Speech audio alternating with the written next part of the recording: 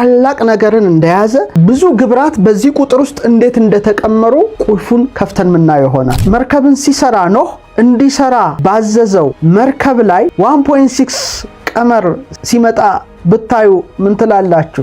እነዚህ ቀመሮች እንዴት እንደቀረቡ እንዴት እንደተካከሉ በአስገራሚ መልኩ ነግራቸዋለሁ። የሚሰጡን ቀመሮች ያህዌ የሚለው በእግዚአብሔር ስም ውስጥ በግዕዝ ቀመረ ፊደልም ማትሪያም በሂብሪውም ብትመለከቱት 1.6 እና 0.6 መምጣቱ ግድ ነው። 1.6 የሚለው ቀመር እንዴት በቅዱስ መጽሐፍ ላይ እግዚአብሔር እንዴት እንደገለጠው እነግራቸዋለሁ። ይልቁኑ ደግሞ በቅዱሳት መጻሕፍት ውስጥ እንዴት እንደሚተነተል ነው ይዤላችሁ መቀርበው።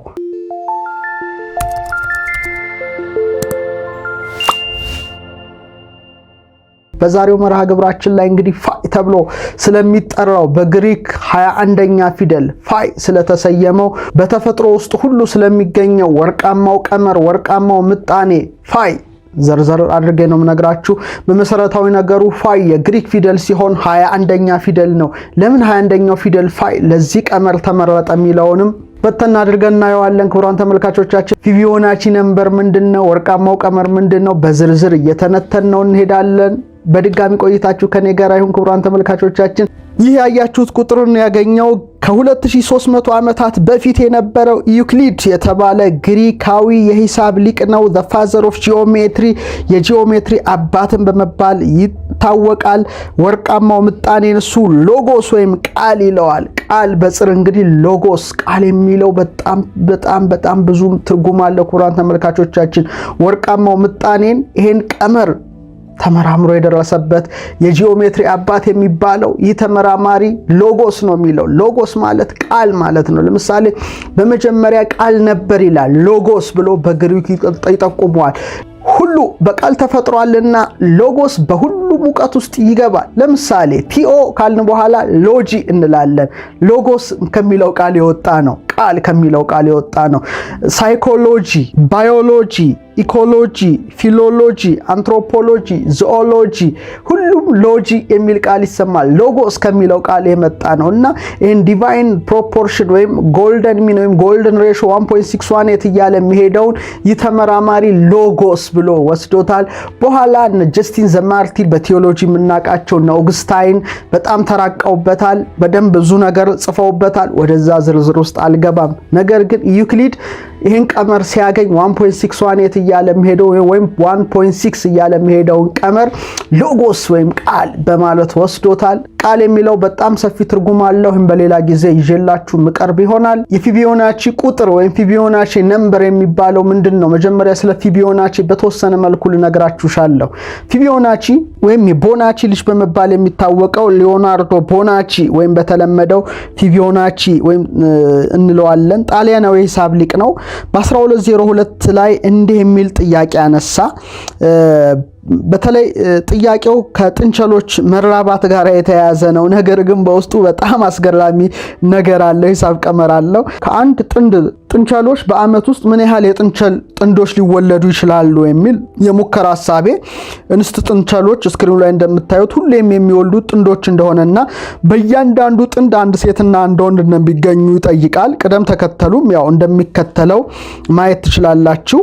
0 1 1 2 3 5 13 21 34 55 89 144 233 377 610 980 እያለ ይቀጥላል። አያቆምም። ይሄ ምንድነው ዋናው ቀመሩ ሲባል በቅደም ተከተል ውስጥ እያንዳንዱ ቁጥር ከፊት ቀድመውት የሚመጡ ሁለት ቁጥሮች ድምር ነው ማለት ነው። ከላይ እንዳየነው ለምሳሌ 0 1 1 2 3 5 8 13 21 34 55 ከየት ተገኙ የሚለውን ስናይ ለምሳሌ አንድ የሚቀጥለው ቁጥር የሚገኘው ከፊቱ ያሉትን ሁለት ቁጥሮች በመደመር ነው። ለምሳሌ ሁለትን ለማግኘት ከፊቱ ያሉ ሁለት ቁጥሮችን ሲደምር አንድ ሲደመር አንድ ሁለት ነው። በተመሳሳይ ደግሞ አንድ ሲደመር ሁለት ሶስት ነው። ሁለት ሲደመር ሶስት አሁንም አምስት ነው። ቀጥሎ ሶስት ሲደመር አምስት ስምንት ነው። ወዘተርፈ እያለ ይቀጥላል። ይሄ እንግዲህ 1.61 እያለ የሚቀጥለው ለወርቃማው ቁጥር በጣም የሚቀራረብ ሂሳብን ነው የሚሰጠው የፊቦናቺ ነምበር 1 1 2ን ይሰጣል። 2 ሲደመር 1 3ን ይሰጣል። 3 ሲደመር 2 5ን ይሰጣል። 5 ሲደመር 3 8ን ይሰጣል። 8 ሲደመር 5 13ን ይሰጣል። እንዲህ እያለ እስከ መጨረሻው ድረስ ይወርዳል ይሄ ቀመር ማለት ነው። ስለዚህ የፊቦናቺ ነምበር ወይም የፊቦናቺ ቁጥር ለወርቃማው ቁጥር የሚቀራረብ ሂሳብ እንደሆነ እስቲ ስክሪኑ ላይ ላሳያችሁ። ለምሳሌ የፊቦናቺ ተከታታይ ቁጥር 2ን ለ1 ስታካፍሉት 2 ይሰጣል። ቀጥሎ ያለው እንግዲህ 2 ሲደመር 1 3 ነውና 3 ሲካፈል ለ2 1.5 ይሰጣል። ግን በዛ ያቆምም። 3 ሲደመር 2 5 ነውና 5ን ለ3 ስታካፍሉት 1.666 ይሰጣል። 1.666 እንዳትረሱ ክቡራን ተመልካቾቻችን፣ ለወርቃማው ቁጥር በእጅጉ የቀረበ ቀመር ነው። እንደገና 5 ሲደመር 3 8 ነውና 8ን ለ5 እናካፍለው አሁንም 1.6 ይሰጣል። አይገርማችሁ? 8 ሲደመር 5 13 ነው። 13ን ለ8 ስናካፍለው አሁንም 1.625 ይሰጣል። አሁንም 13 ሲደመር 8 21 ነው። 21ን አሁንም ደግሞ ካለፈው 13 ጋራ ስታካፍሉት 1.615 ነው። እንዲህ እያላችሁ መሄድ ትችላላችሁ። 21 እና 13 34 ነው። 34ን ላለፈው 21 ስታካፍሉት 1.619 ነው። ስለዚህ 1.6 ስለሚለው ለወርቃማው ቀመር የፊቦናቺ የድምር የማካፈል ቀመር ለወርቃማው ቀመር በእጅጉ የሚቀርብ ነው። ስለዚህ ተመራማሪዎች ይሄ ነገር በእጅጉ አስገርሟቸዋል። ምክንያቱም በሁሉም ተፈጥሮ ላይ የሚገኝ ስለሆነ ነው። በጣም የሚገርመው ይሄን ነገር የባህር ማዶ ሊቃውንት ሲመራመሩበት እስቲ ወደኛም እናምጣው የሚል ሐሳብ ውስጥ ገብቶ ስለዚህ ቀመር ከኢትዮጵያውያን ምርምር ጋር ለማገናኘት በተወሰነ መልኩ ሞክረው ያለው። ምክንያቱም ይሄ ቀመር በሁሉም ተፈጥሮ ውስጥ አለ። በተለይ ዲቫይን ፕሮፖርሽን ወይ መለኮታዊ ቀመርም ይሉታል። ምን ማለታቸው ነው? በዝርዝር ስናየው ግን እጅግ አስገራሚ ቀመርን በውስጡ እናገኝ ይሆናል። እስቲ እንመርምረው፣ እንፈትሸው።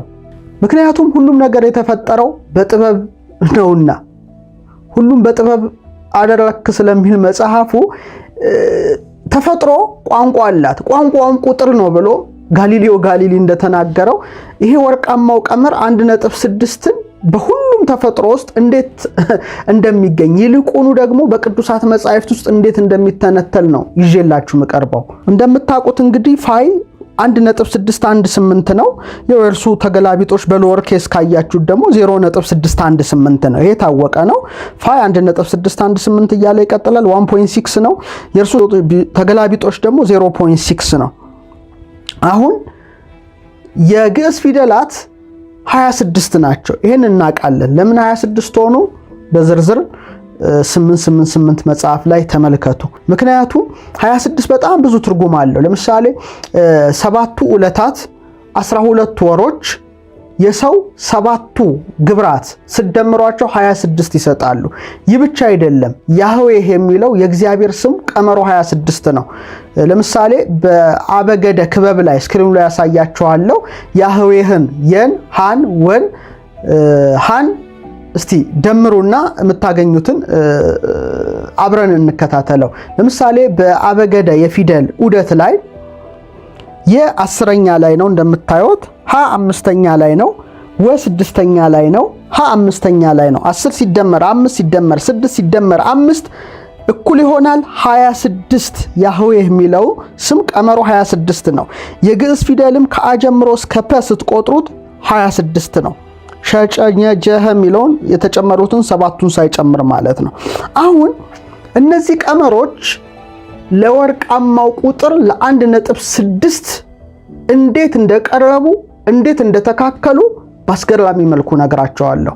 በደንብ ማስታወሻችሁን አውጥታችሁ ተከታተሉ። ይልቁኑ ደግሞ ሂሳቡን ስክሪናችሁ ላይ ተከታተሉ። ክቡራን ተመልካቾቻችን እንደሚታወቀው ያህዌህ የተመሰረተበት የሃወሃ የሚለው ፊደል 26 እንደመጣ ሁሉ እንደገና እርስ በርሱ ሲቀመር የ1.6 ፋይን የሎወር ኬዙን 0.618ን እንዴት እንደሚያመጣ ስትመለከቱ በእጅጉ ትገረማላችሁ። እስቲ ስክሪናችሁ ላይ ተመልከቱ። ፊደላቱን ታያላችሁ፣ ሬሾን ታያላችሁ፣ ዴሲማሉን ታያላችሁ። አሁን ያህዌህ ስለሆነ ዮድና ዋ ወይም የና ወን ስታካፍሉ የ10ኛ ነው፣ ስድስተኛ ነው። 10 ሲካፈል 6 ምን መጣ? 1.666። በደንብ አስተውሉ ክቡራን ተመልካቾቻችን። ይሄ ቁጥር ያኛው 1.618 እያለ ሄዳል፣ ይሄ ደግሞ 1.666 እያለ ሄዳል። እንዴት ታላቅ ነገርን እንደያዘ ብዙ ግብራት በዚህ ቁጥር ውስጥ እንዴት እንደተቀመሩ ቁልፉን ከፍተን ምናየው ይሆናል። ስለዚህ የናወን ስትመለከቱ ያህዌህ ከሚሉት ሁለቱን ፊደላት ወይም ዮድና ዋውን ስታካፍሉ 10 ሲካፈል 6 1.666 መጣ። እሺ አሁን ደግሞ ወናየ ዋውና ዮድን እንደገና 6 ሲካፈል ለ10 ስታካፍሉ 0.6 መጣ። ልብ አድርጉ። የፋይ ተገላቢጦሽ ወይም ሎወር ኬዙ 0.6 እንደሆነ ተረዱ። ይሄም ወን ለየ ስታካፍሉ 0.6 ይመጣል። እንደገና የሲደመር ወ ሲካፈል ሀ ሲደመር ሀ ያህዌ ስለሆነ ሁለት ሀ አለው፣ የና ወ አለ። ስለዚህ ሁለቱን ሀ ደምራችሁ የና ወን ደምራችሁ ስታካፍሉ የዮድ እንደምታውቁት 10 ነው፣ ወ 6 ነው፣ 16 ነው። ሲካፈል ሀና ሀ እንደምታውቁት 5 ሲደመር 5 10 ነው። 16 ሲካፈል 10 አሁንም 1.600 ሰጠ። ምን ልትሉ ትችላላችሁ? በጣም አስደናቂ ነው። እንደገና እስክሪኑ ላይ ያላሳያችሁ ሀ ሲደመር ሀ ወይም ያህዌህ የሚለው ሁለቱ ፊደል ሲካፈል ለዮድና ለዋው ለየና ለወ ወይም ለ16ቱ ስታካፍሉት አሁንም ምን ሰጠ? 0.625 መጣ። 0.625።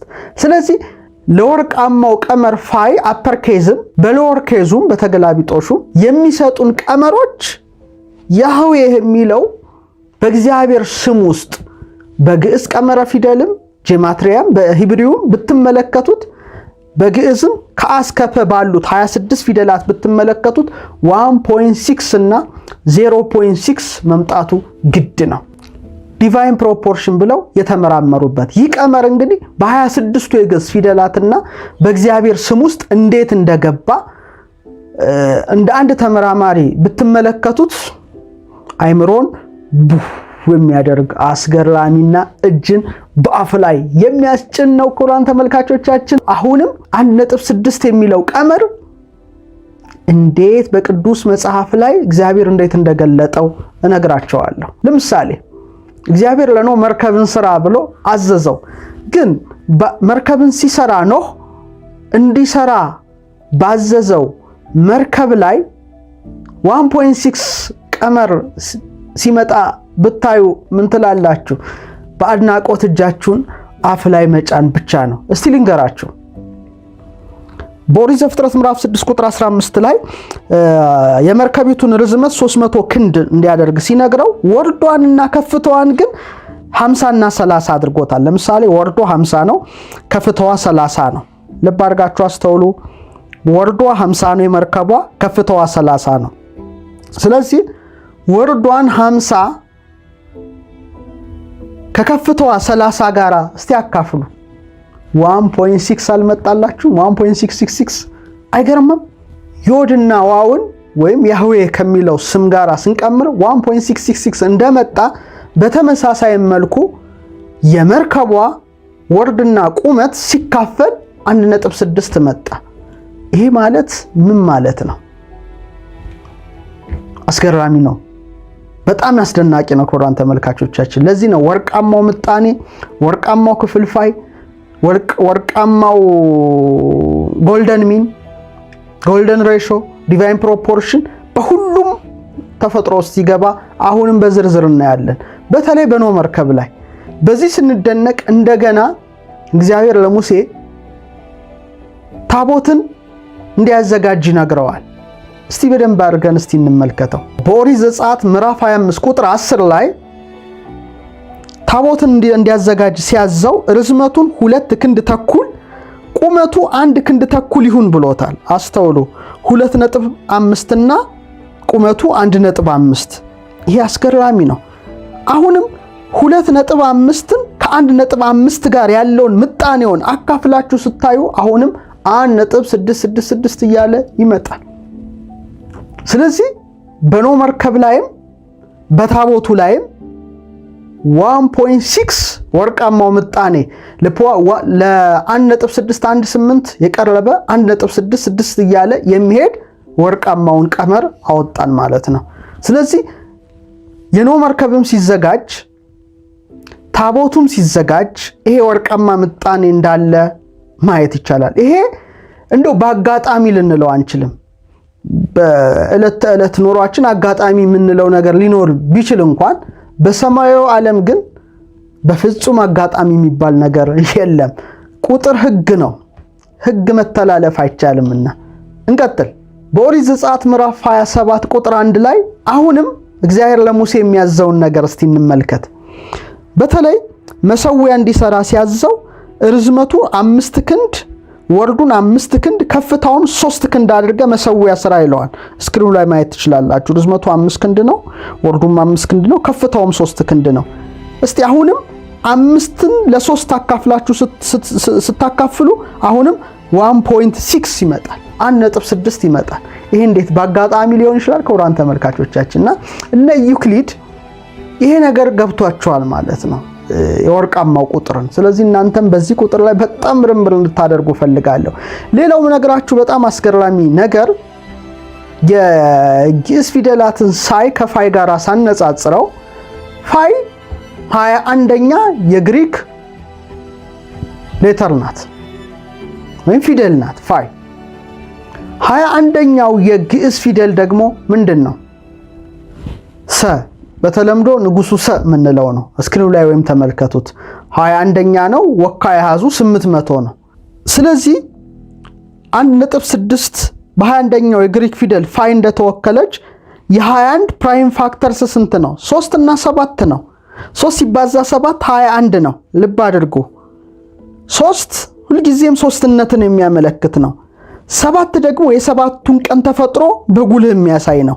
777 በጣም ብዙ ነገር ነው። እንደውም ወደ ሰው ተፈጥሮ ስንገባ ያሉትን 7 ቀዳዳዎች እነግራቸዋለሁ። ስለዚህ 3 ሲባዛ 7 21 ከሆነ 21ኛዋ ፊደል ፋይ ደግሞ ወርቃማውን ቀመር 1.6ን ከወሰደች 21ኛ ፊደል ደግሞ ፋይ ከሆነ 21ን ለማግኘት 3 ሲባዛ 7 ከሆነ ክቡራን ተመልካቾቻችን 3 እና 7 ከዚህ በፊት ስንሰራ ትዝ ይላችኋል። 37 የፊደል ገን ቀመር ስናወጣ ስንገለብጠው 73 የፊደል ገ ቀመር ከዚህ በፊት እንግዲህ ያያችሁ ታስታውሳላችሁ። 73 እና 37 እንዴት በፍጥረት ውስጥ እንደሚመላለሱ። ምክንያቱም ገመል የሚለውን ፊደል ገ እንደምታውቁት የግመል አንገት ናት። ገብረ ወይም ፈጠረ የሚለው ቃል የሚጀምረው በገ ፊደል ነው። ምክንያቱም በቀዳሚ ገብረ በመጀመሪያ ፈጠረ ገ ገመል ገ የእግዚአብሔርን ገባሪነቱን ለመጀመሪያ ጊዜ በፊደል ውስጥም የተጠቀሰችው በተለይ በእግዚአብሔር ፈጣሪነት ፊደል ገ ናት። በቀዳሚ ገብረ ገመል ገናትና ገመልን ስንቀምረው እስቲ ስክሪኑ ላይ ላሳያችሁ።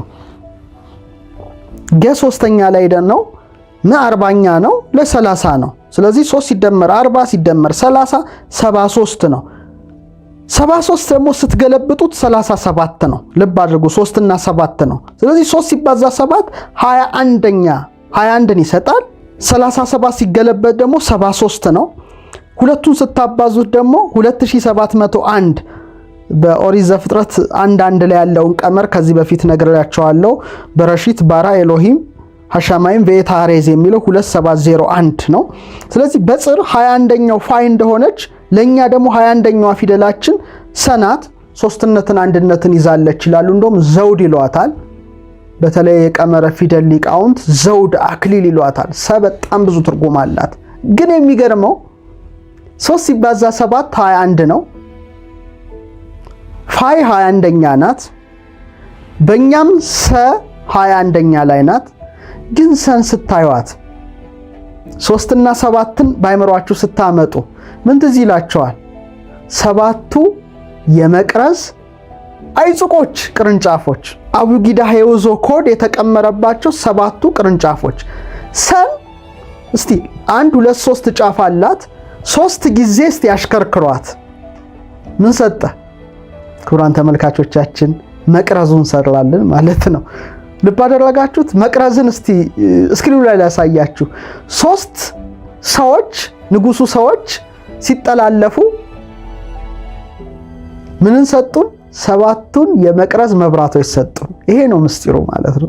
በጣም ማይንድ ብሎዊንግ ነው ክቡራን ተመልካቾቻችን፣ እኔ በጣም ነው የሚደንቀኝ።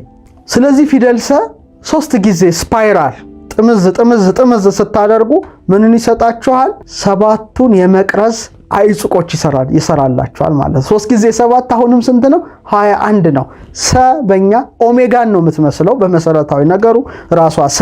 ንጉሱ ሰ ብትባልም ንጉስ እግዚአብሔርን ነው የምትወክለው። ስለዚህ ስፓይራል አድርገን ስንጠመዝዘው 3ን መቅረዝን ሰጥቷል። የመቅረዙ ነገር በጣም ከባድ ነው። በዮሐንስ ራእይም ተጽፏል 7 የመቅረዝ መብራቶች በፊቱ እንደሚበሩ። ስለዚህ ነገር በዩቲዩብ ማስተማር አልፈልግም። በቅርቡ የኦንላይን ትምህርት ጀምራለሁ። ይህን ረቂቅ ዕውቀት በኦንላይን ትምህርት ለሚመዘገቡ ሁሉ ይሰጣቸዋል። ዝም ብሎ በዩቲዩብ አይተላለፍም። የረቀቀ ዕውቀት ስለሆነ ፓወርፖይንት በደንብ አዘጋጅቼ በደንብ ማሳየት ፈልጋለሁ። በጣም የተፈጥሮ ምስጢር በውስጡ ስለተሰናሰለ ማለት ነው።